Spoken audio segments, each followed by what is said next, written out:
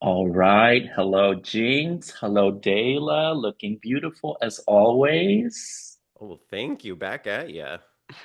Oh my gosh. We are going to talk about so many amazing, great holiday things. I feel like time just flies by whenever it's time to talk to you all every year. It's like, oh shit, it's the holidays again. But you're probably thinking about it all year long, right? But At this before we, point, it's a yeah. constant thought. Yeah, yeah. I know Dayla definitely, as head producer, kind of never stops thinking about this show. But for me, it kind of starts, it's like as soon as the weather stops being hot, it's Christmas time. Now you know how Hallmark feels, right? I mean, But I guess, but we change up our show every year. They just recast new actors in the same movie over and over again. So, that's right. And then just change one word in the title and then here we go. exactly. Rebrand. We watched Hot Frosty on the tour bus last year, and let me tell you, they are really scraping the bottom of the barrel these days. Not hot, not frosty.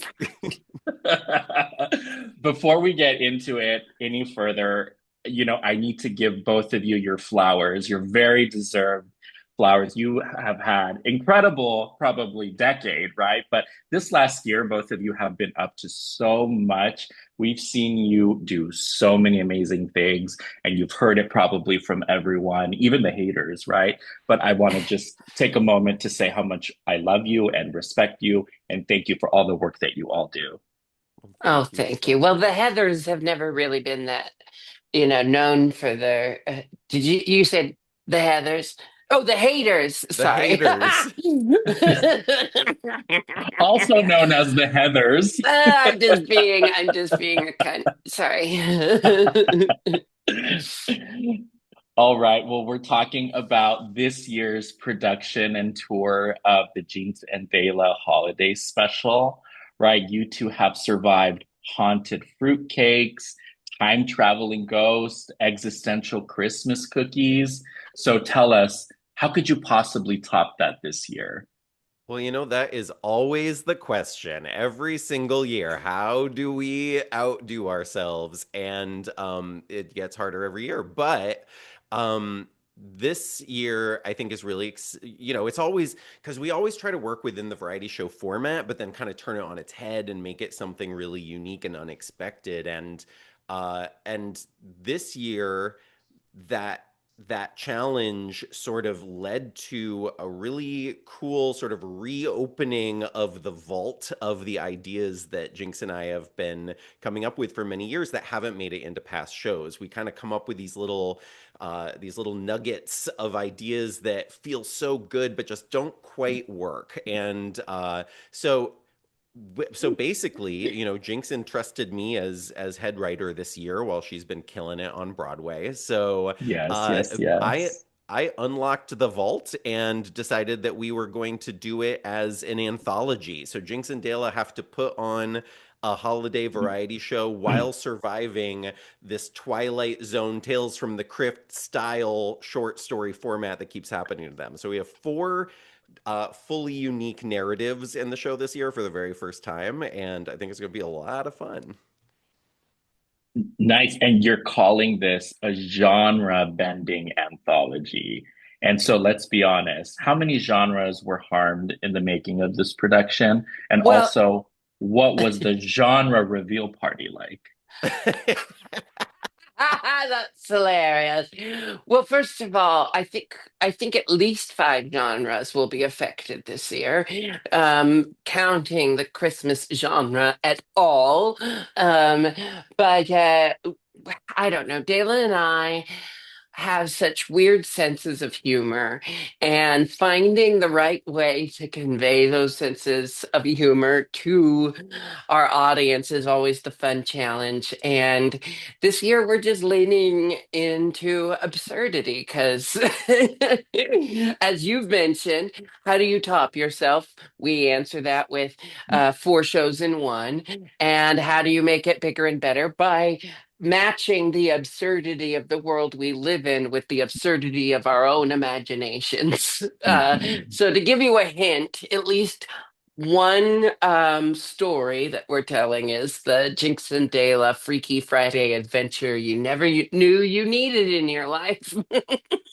Jinkx has been pushing for this one for years for us to do a body swap. And I was like, Jinkx, we cannot do a 90-minute body swap. But you know what? We can do a 20-minute body swap. So here we go. So that makes me immediately wonder who does a better impression of the other, and should we be afraid? Well, listen, I think you're going to have to attend the show in Okay, order okay, okay. to To reveal that. to see who does it better. Okay. Now, if you really woke up in a Freaky Friday scenario in each other's bodies, what would be the first chaotic thing you would do? Relapse, because it wouldn't count, because it wouldn't be me.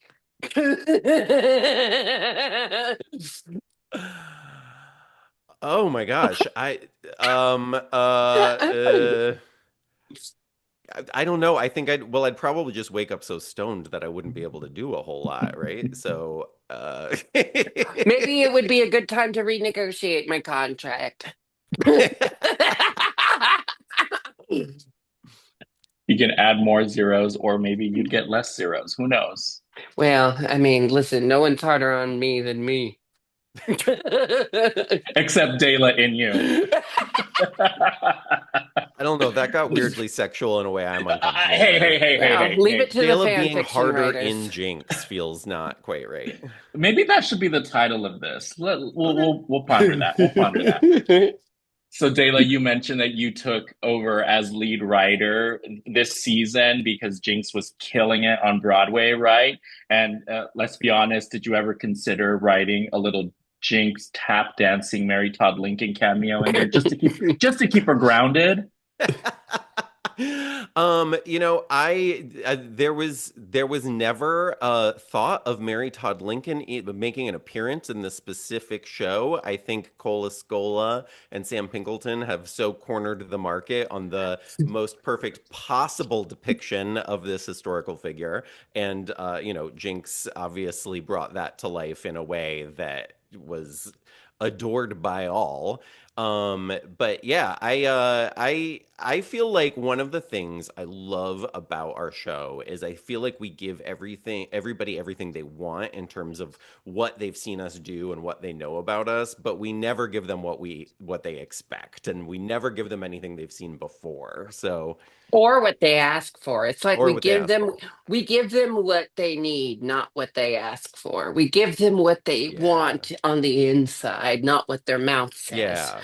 So Like a pair so of wool my socks instead of a toy on Christmas morning. Yeah. so my ask of dancing baby Jesus probably won't be there this year. Or maybe Well, it will. you can't count your chickens with these things because much of the script is written and much of the script still has to be figured out. But that's why we give ourselves this much time because a lot of it comes from just having crazy ideas and following them.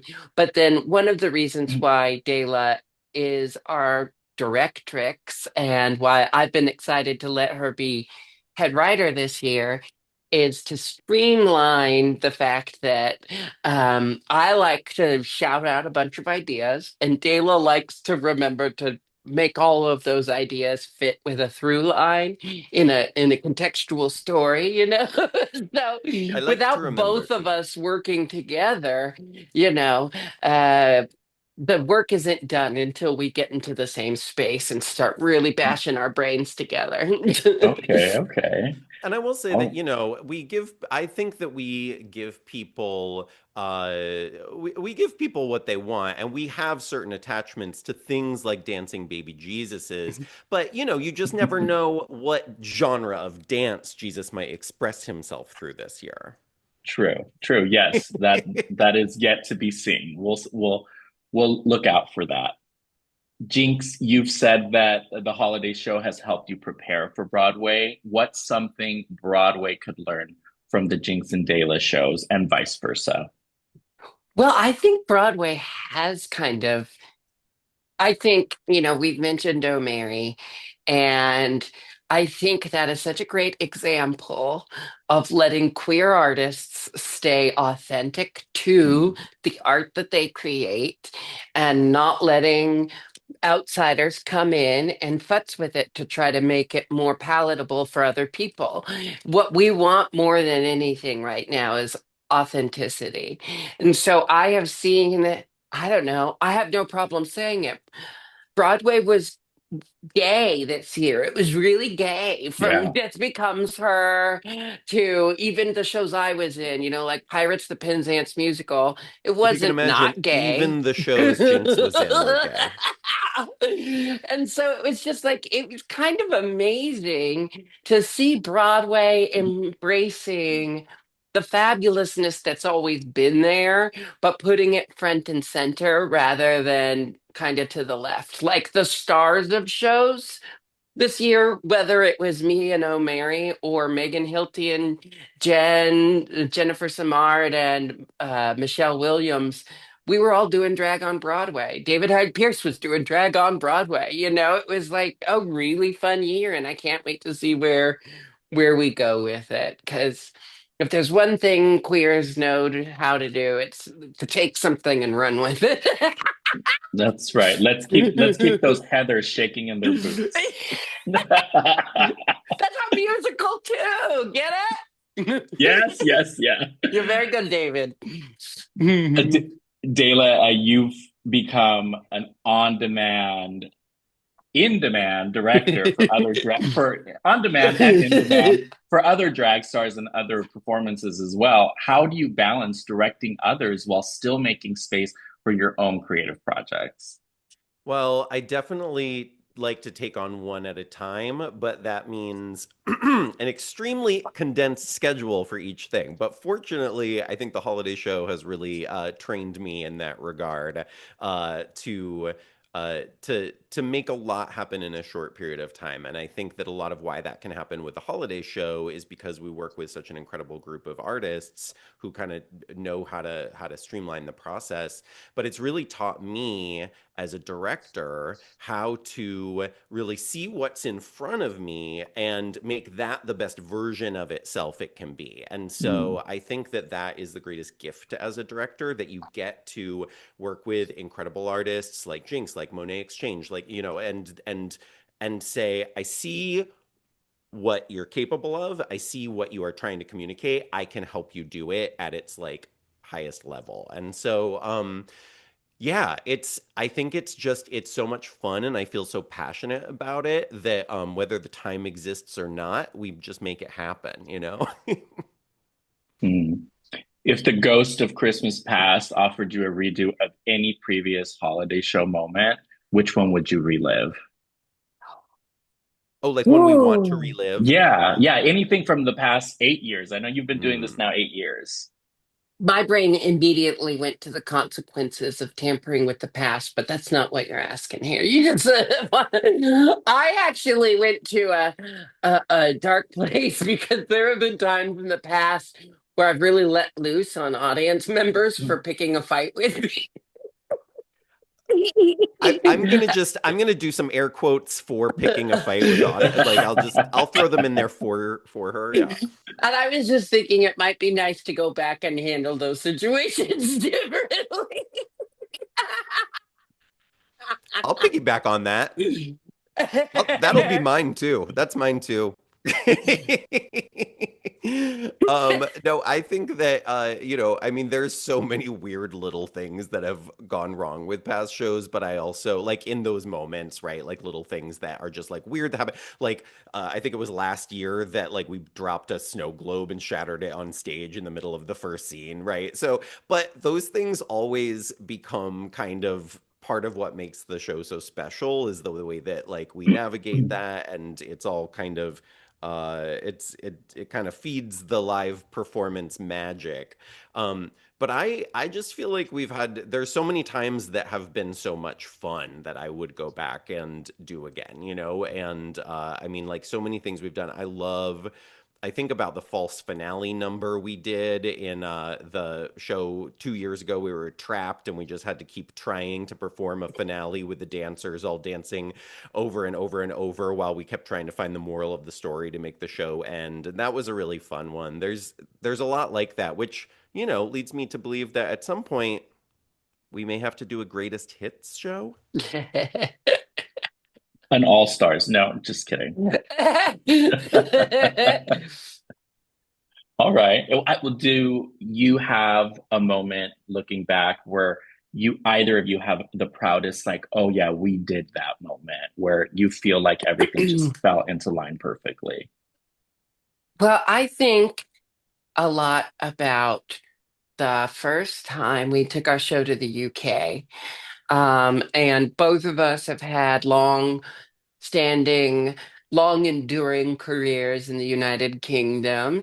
And, we have a lot of drag family over there. So we weren't strangers to the UK, but it was the first time bringing the Jinkx and DeLa Holiday Show there. And to see that, like, we could fill the London Palladium with people who wanted to see this crazy show. It was just this beautiful moment of affirmation, not only for us as performers, but for us as creators, for Dela as producer. Dela's production team has produced this tour from the beginning, and this tour has grown, and they've had to learn like along the way how to grow a production and to watch what they've been able to accomplish through the years. As someone who kind of takes a back seat to that aspect of it, I'm just like thoroughly impressed by my very talented, smart friends. And don't think the big money men haven't tried to get a piece, but we've defended it with our lives. And I'm glad we have, because we've maintained the artistic control and the spirit of it, really like just what it is, like this coming from, like, yes, it's our jobs, but at the end of the day, we're really motivated by loving to be able to bring this to audiences. I think, like, in terms of these kind of like, whoa, we did it moments, I actually feel like for me, they happen over and over and over again. And it's really like the way that this all continues to grow. Jinkx and I share these moments. I share them with my co-producers. It's, sometimes we walk into these new spaces as the theater spaces grow and just are like, whoa, this one this year. And for me, one of the big ones I remember, in 2021, we had to cancel the LA show because the whole cast got COVID, and it was so devastating. And we were going to be at the Ace that year, and that felt really special to me because that's where we filmed the finale of Drag Race, and it just felt like a really big deal. And I was so sad about it. But then we were at the Dolby, and it was like, wait, what? I thought that this was the big thing that wasn't happening, but turns out we just hit the next big thing, And so it's kind of, the whole process has been like that in a really special way. Yeah. I mean, it's nice when things like that just happen fortuitously, right? So, so in keeping in theme, let's have a little bit of holiday fun to end us off on a good note and hopefully on your very long day of PR, right? So, what holiday song would you ban forever if you ruled the North Pole? Ooh. Oh no, Jinkx, don't ban the one I think you're about to ban. Don't ban it. No, No. I don't know what you're thinking I'm going to ban. Oh, No, good. I was just thinking of how many songs I want to ban. But then I'm no better than other people who ban things. So I'll just pick one, and it will be Mariah Carey's All I Want for Christmas Is You, because I mean, I don't want to ban it. Can we ban it for 1 year and see what life would be like without it? Just for 1 year. But also, I don't want to take that food from Mariah's mouth. So I never mind. I'm banning nothing. I'm banning I'm banning nuttin' for Christmas. I'm banning any song that says Jesus more than 5 times There in we go. Okay, let's do that. That's just I that's swore just taking food out of Jesus's mouth. Yeah, I he can deal. He'll make more. he's been through worse. You know, Uh, I really thought Jinkx was going to pick the other Mariah Carey Christmas song that she has to hear incessantly every year, which is Oh Santa, which is the one that goes, Santa's gonna come and make you mine this Christmas, which I am so obsessed with. I play it, I force us to listen to it on a loop during our meet and greets sometimes. It gets me so jazzed. I am so glad Jinkx didn't think of it. I take that as an invitation to You're continue just playing it lucky on a that I loop for the don't rest of my want life. Mariah to suffer for your torture techniques. What is the That word? sounded so bad. Mariah, forgive me. Oh my gosh. And Mariah comes back in these questions, so just hold that thought. So, Yeah. what is the worst Secret Santa gift you've ever received? A cutting board in the shape of Michigan. It's like, this isn't even a practical cutting board. I can't think of one. I don't think I've done a lot of Secret Santas in my life until we started doing them with the holiday tour. The whole cast and crew does a Secret Santa, and everyone does real good. Yeah, we Um, got a good cast Okay. yeah, and crew. yeah. I remember one of my favorites watching somebody else get was Jace, who was our baby Jesus last year, who was called Clayby Jesus because he was from like a clay nativity. Somebody gave him it was like a shirt or a jacket that they had like emblazoned with Clayby on it, which was so adorable to me. Mhm. And what's the most chaotic gift you've ever regifted? Like in Secret Santa. Or Oh, just in general? I'm not a re-gifter, I gotta say. I actually have hoarder mentality, and I'll keep everything. Um, So you still have that Michigan cutting board somewhere. it's somewhere, I'm sure. Since I haven't drank alcohol in 6 years, Yeah. I oftentimes have to re-gift booze that gets given to me, and so it's kind of fun living vicariously through other people, or just no one's like only sober people are the ones who don't want to be gifted booze. So it's always a fun thing to give to someone else. Like, I can't drink this. Here, have this brandy that someone fluid from Poland. I don't know. I don't think I've done a lot of regifting either, but I do have, and this has happened to me multiple years. I feel like it was like January 3rd or something this past year that I found an object that I was like, this is going to be the perfect Secret Santa gift for someone. And it has been sitting on my desk. It has been in my way. It has been driving me crazy for 12 months, and I'm still holding on to it. And I don't even know who my Secret Santa is going to be, but they better appreciate this gift I already got them. Mm.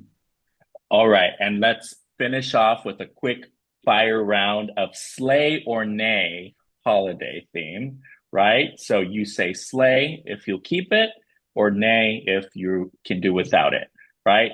Artificial Christmas trees. Slay.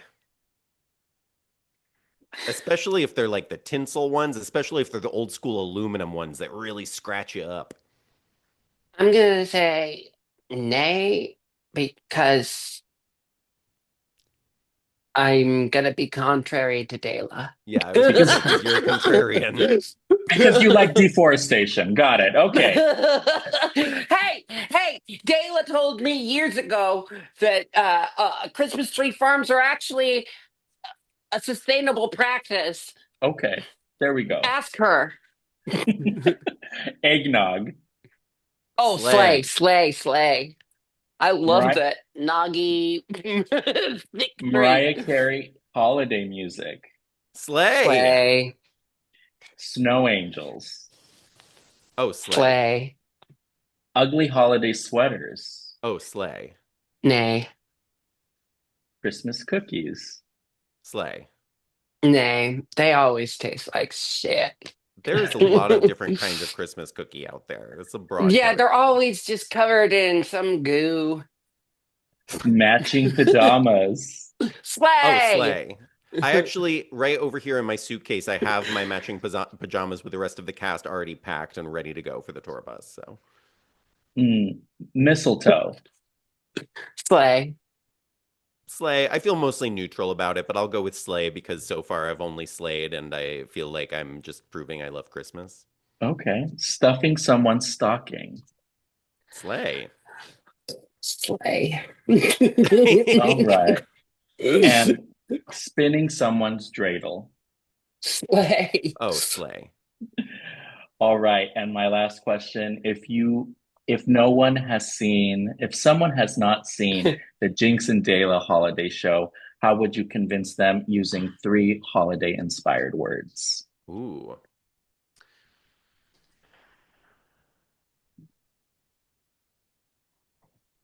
Prophetic, joyous song.